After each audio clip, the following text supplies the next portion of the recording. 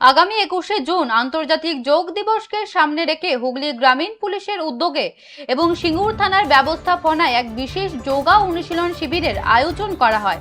রাজ্য সরকারের নির্দেশিকা মেনে আয়োজিত এই প্রস্তুতি শিবিরে সিঙ্গুর থানার পুলিশ কর্মীদের সঙ্গে উপস্থিত ছিলেন সিঙ্গুরের বিধায়ক ডক্টর অরূপ কুমার দাস।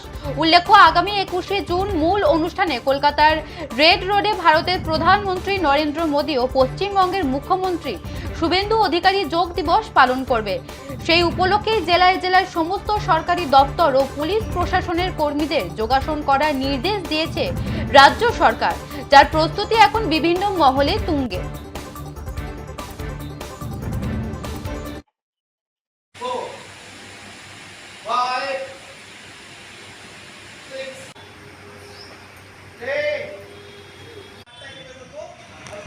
মানে ওয়ার্ল্ড যোগা দিবস কি বলবেন, আজকে করলেন আপনি নিজেও?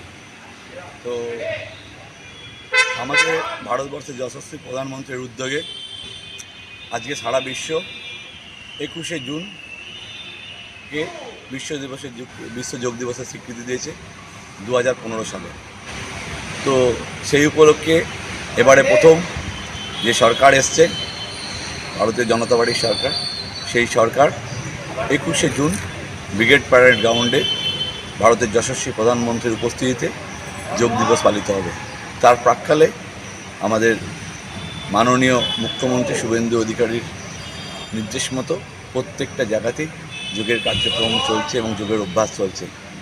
সেই উপলক্ষে আমাদের সিঙ্গুর যে থানা, সেখানেও এই কার্যক্রম আজকে সকালবেলা হচ্ছে। সেখানে উপস্থিত থাকতে পেরে আমি আনন্দিত এবং